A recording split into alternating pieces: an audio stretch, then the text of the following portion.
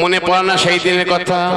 নেমে এসো পথের ধুলায়, কলির জীব তোমাকে মোহর মোহর আকর্ষণ করছে। যাব ভাগবত, কিন্তু আমি কেমন করে যাব? আমার বিশ্বপে আমার চরণ সেবা করছে, আমার গর্ভধারিণী মা দুয়ারের সম্মুখে অঞ্চল পাতিয়া শয়ন গ্রহণ করিয়াছে। গৌর হরি স্মরণ করলেন যোগমায়া নিদ্রা দেবীকে।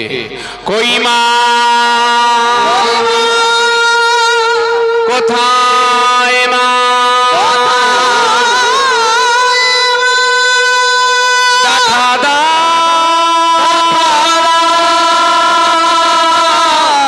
হে যোগমায়া, নিদ্রা দেবী দেখা দাও।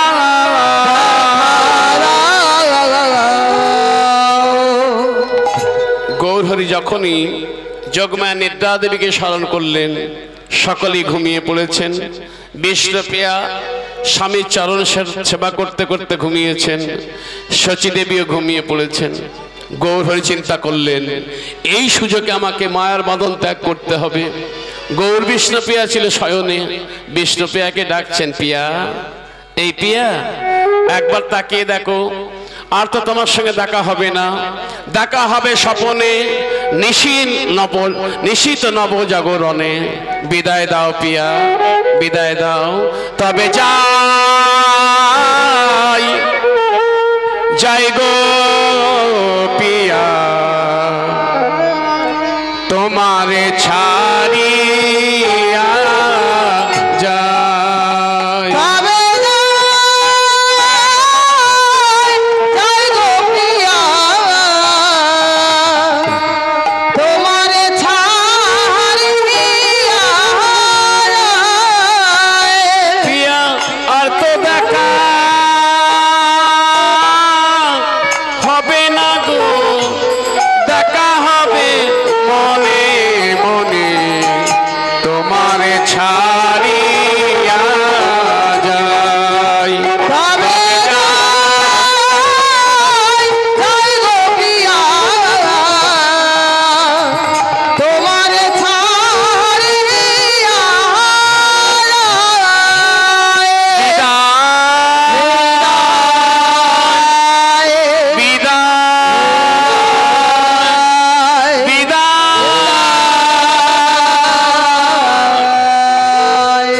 বিষ্ণুপ্রিয়ার কাছ থেকে বিদায় নিয়ে গৌর হরি যখন ঘরের চৌকাঠটা পার হতে গিয়েছেন, মনে পড়ে গেল মায়ের কথা। আমি তো মাকে কথা দিয়েছিলাম সুরজনী গঙ্গায় দাঁড়িয়ে, মা না বিদায় দিলে আমি যেতে পারি না। তাই গৌর হরি আমার কোকিলের মতো কণ্ঠস্বর করে বলে উঠল, কোকিল কণ্ঠে নিমাই ডাকে মা, ঘুম ঘোরে শচী মা বলে, কোকিল তুই যা যা যা।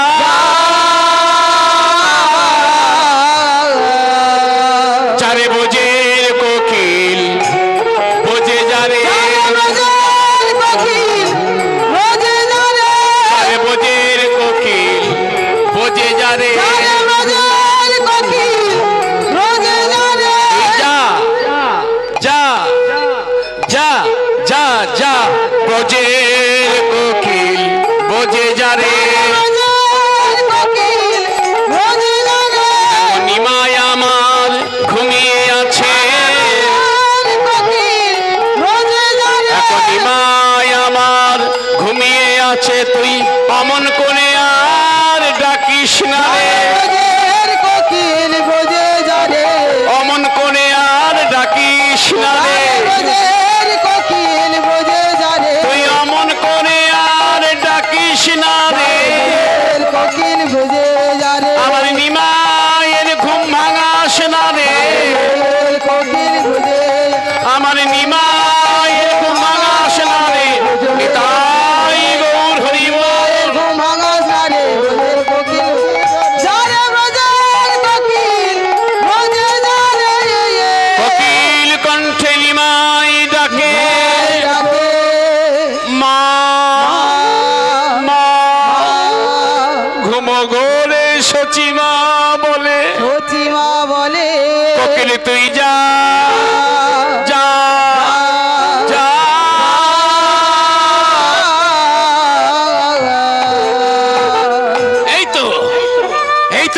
তোমাকে বিদায় দিয়েছে। মা তুমি ঘুমো ঘরে, কাকে বিদায় দিয়েছো জানলে না শুনলে না? পুত্রের কর্তব্য হয় পিতামাতার মুখগ্নি করা। আমি তোমার পুত্র হয়ে তোমার মুখে আগুন না দিয়ে তোমার মুখে আগুন জ্বেলে দিলাম, আর এই আগুনে তুমি সারা জীবন জ্বলে পুড়ে মরো মরো। বিদায় জননী, সাক্ষী থাকো গ্রহ, সাক্ষী থাকো বনের তরুলতা, সাক্ষী থাকো মা পতিত পাবনী গঙ্গা। আমার মা আমাকে বোঝের কোকিল ভেবে বিদায় দিয়েছে। সাক্ষী থাকো আমার জন্মভূমি, আমার মা আমাকে বিদায় দিয়েছে। বিদায় জননী, বিদায় জননী, বিদায় জননী,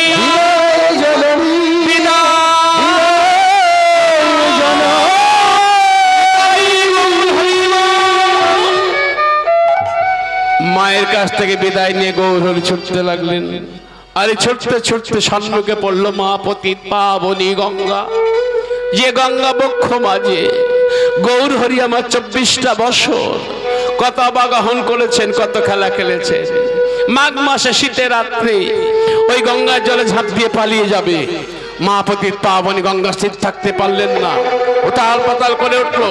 গৌরহরি হুঙ্কার দিলেন, গঙ্গা তুমি শান্ত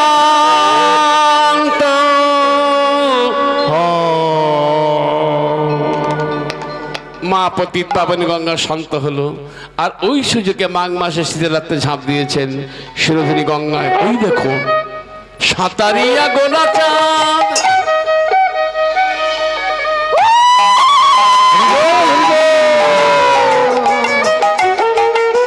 গঙ্গায় গঙ্গায় গঙ্গায় পাড়ি দিল, সাঁতারিয়া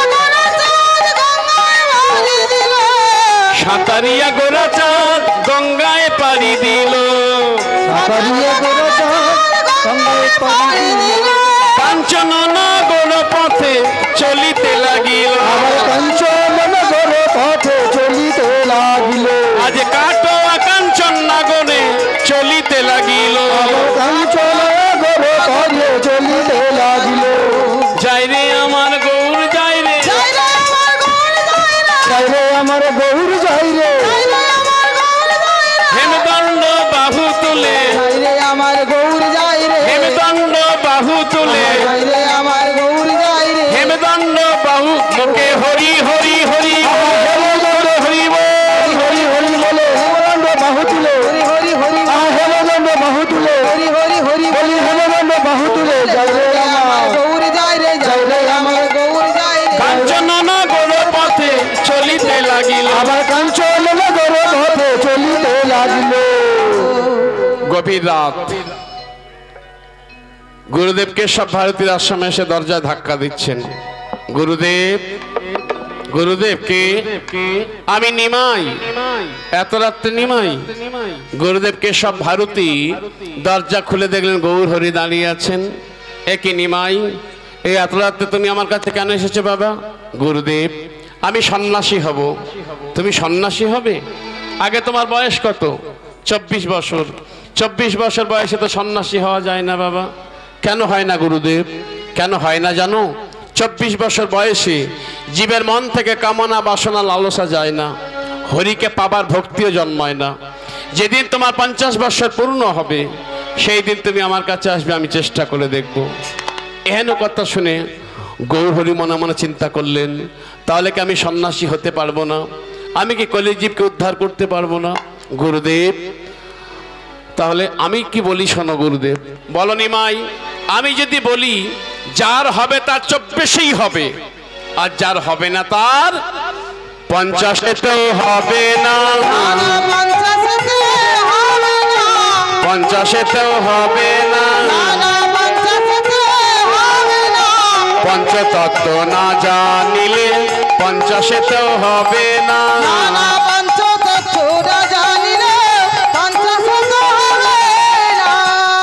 তাহলে 50 না 60 হোক, বলে 60 তো হয় না। কেন হয় না? ষড়রিপু বশ না হলে 60 তেও হয় না। বাবা এখন প্রশ্ন আসতে পারে, কারণ গোয়াল ঘরে যদি 6টা হেলের গরু থাকে, নাঙলের প্রয়োজন কটা হবে বলুন তো? 12টা। 12টা? কটা? আপনাদেরকে তো খুব চাষবাস হয়, আমাদের কলকাতায় তো চাষ হয় না, হেলের গরুও দেখা যায় না। 3টে। ধন্যবাদ। একটু মাঝে মাঝে মায়েদের জিজ্ঞাসা করতে হয়, হ্যাঁ গো মায়েরা, আপনার উলুধ্বনি একবার তো শুনতে পেলাম না। দেখি রাধে রাধে নিতাই গৌর হরি বল, হরি বল। এই উলুধ্বনি হরিধ্বনি সংকেতধ্বনি যতদূর যায় ততদূর কোনো পাপত্তা গোহত্যা প্রেতত্তা ব্রহ্মত্তা থাকে না, থাকতে পারে না। জোরসে বলো নিতাই গৌর হরি বল। পরমানন্দে হরি বল, হরি বল। তাহলে 3টি নাঙল কি? আর সেই 6টা হেলের গরু কারা? 6টা হেলের গরু হলো কাম, ক্রোধ, লোভ, মোহ, মদ, মাৎসর্য। এই 6টা পশুকে দমন করতে চাই 3টি নাঙল। সেই 3টি নাঙল কি? শাস্ত্র বলছেন, সাধু শাস্ত্র গুরু বাক্য 3টি নাঙল নেবে, 6টা হেলের স্কন্ধে দিয়ে সর্বদাই ঘুরাবে। তাহলে সেই 3টি নাঙল বোঝা গেল তো?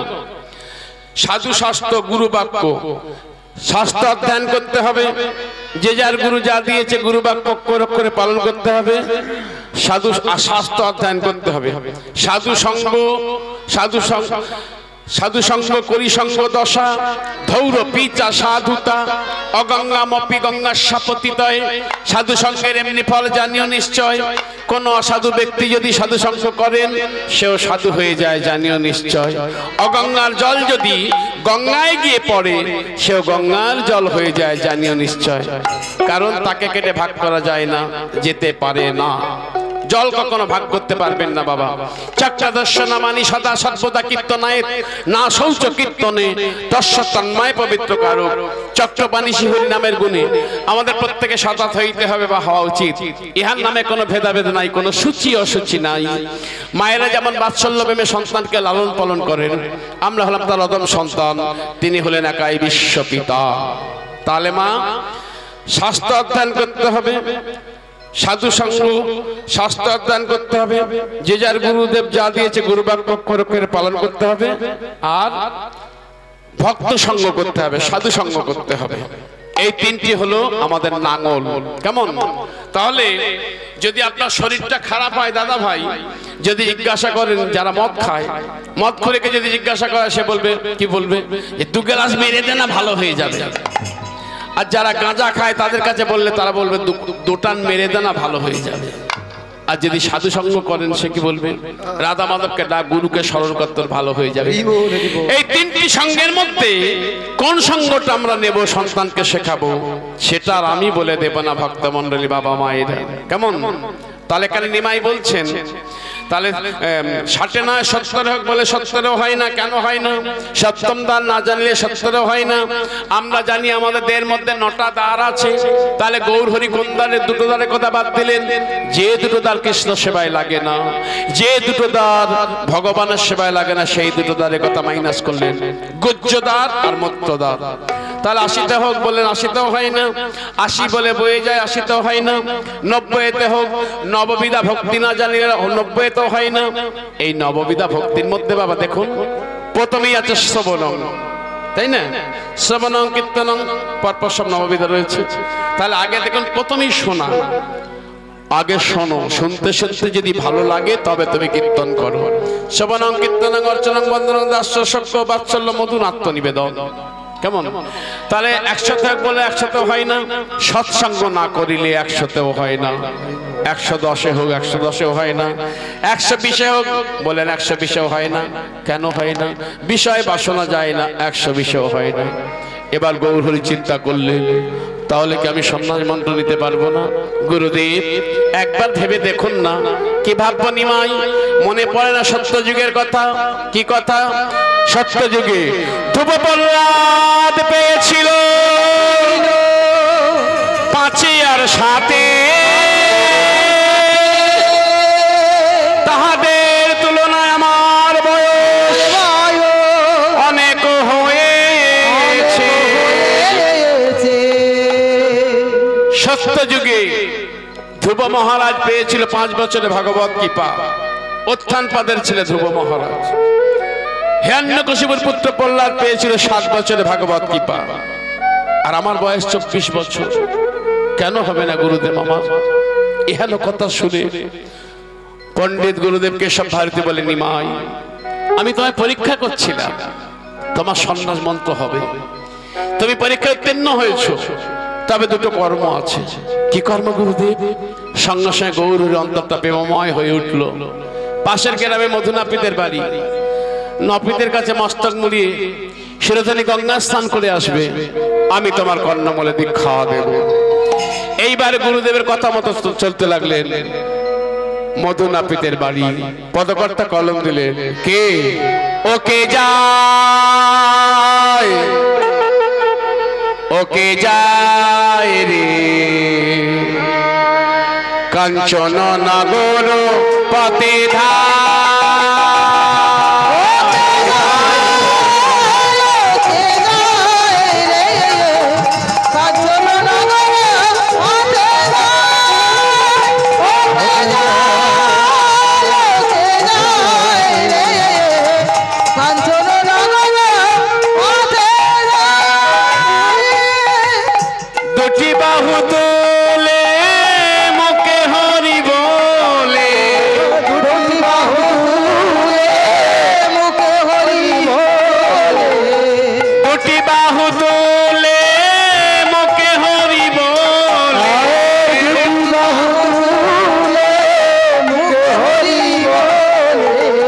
কাঞ্চন নগর পথে ধায়,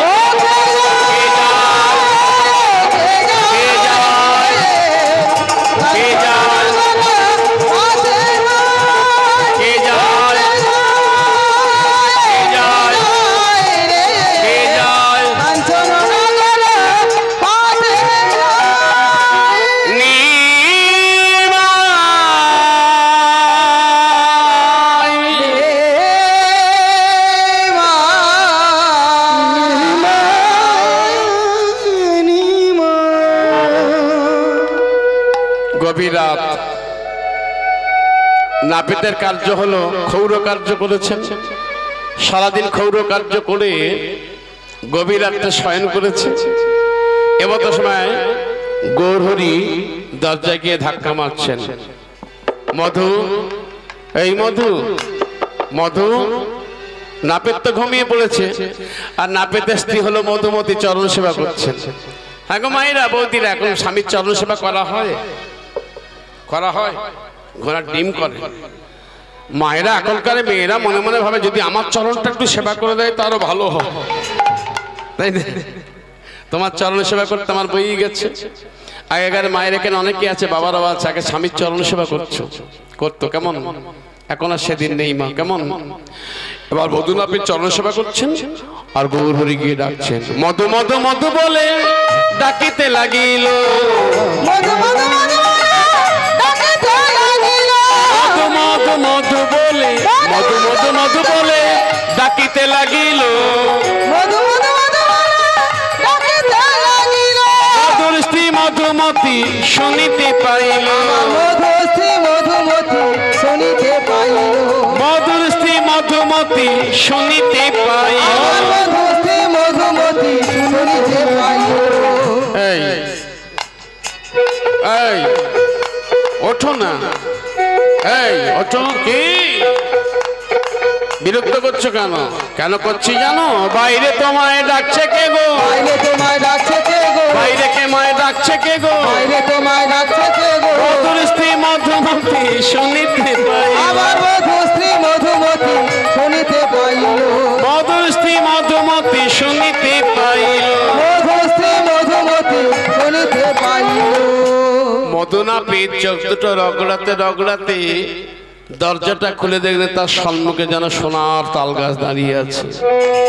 কে তুমি? আমি নিমাই। কোন নিমাই? আমি নদিয়ার নিমাই। এত রাত্রে কেন এসেছো বলো ভাই? কেন তুমি আমার দুয়ারে এসেছো? মধু, তুই আমার মস্তকটা মুড়িয়ে দে। মস্তক মুড়িয়ে দেব? কেন গো? ও, এবার আমি বুঝতে পেরেছি, তুমি ঠিক কেশব ভারতীর পাল্লায় পড়েছো। জানো ভাই, ওই লোকটা মোটেই ভালো নয়। কত ভক্তর ওর কাছে আসে, আরো তাদের কানে ফুসফুস করে মন্ত্র প্রদান করে, তারপর তারা পাগল পাড়া হয়ে নৃত্য করতে করতে কোথায় চলে যায়, আর ঘরে ফিরে আসে না। এই শোনো, তোমার কানে কানে একটা যুক্তি দেই, শোনো। এই রাস্তা দিয়ে তুমি পালিয়ে যাও, কেশব ভারতী তোমাকে ধরতে পারবে না।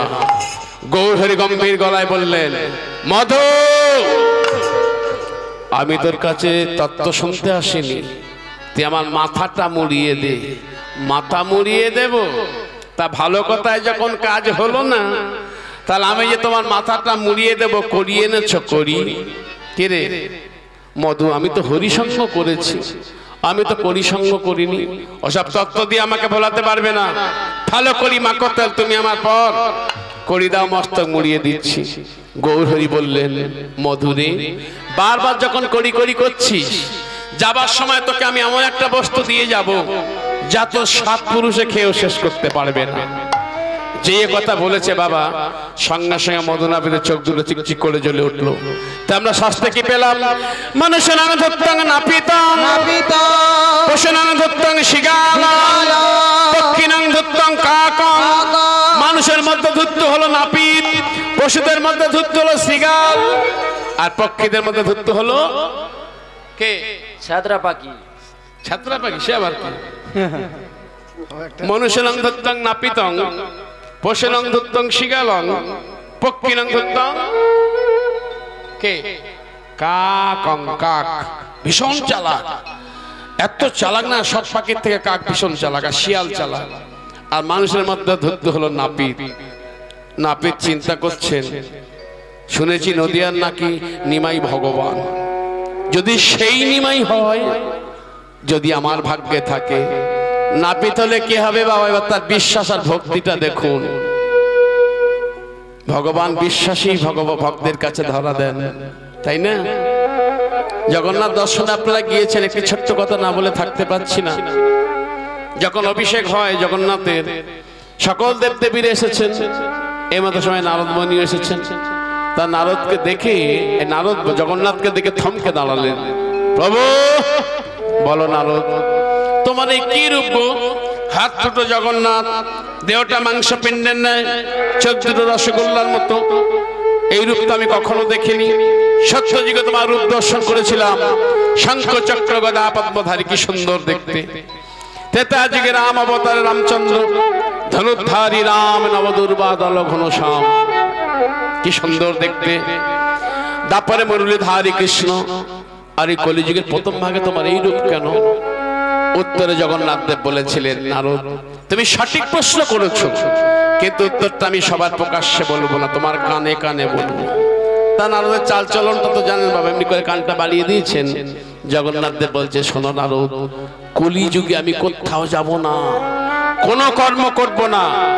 এই সমুদ্রের তীরে দাঁড়িয়ে পূর্ণ ভারত ভূমির দিকে তাকিয়ে দেখবো ভক্তদের, কোন ভক্ত কত ভক্তি সহকারে আমাকে সেবা দিল, কত ভক্তি সহকারে আমাকে ডাকলো।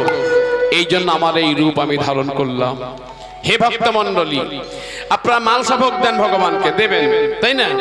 ঘরেতে পুজো করেন, কেউ 4টে মিষ্টি, কেউ ফল রসগোল্লা দিয়ে পুজো করা হয়। তা ভগবান খায়? হ্যাঁ বাবা, এগো মায়েরা, এগুলো জেনে রাখুন, বাবারা জানে ভগবান খায় না তো। 4টে মিষ্টি দিলে দেখবেন 4টে মিষ্টি ফিরে পাবেন। যদি 2টো ফল কুচিয়ে দেন, সব ফিরে পাবেন। ভগবান খান না, ভগবান কৃপা দৃষ্টি দেন।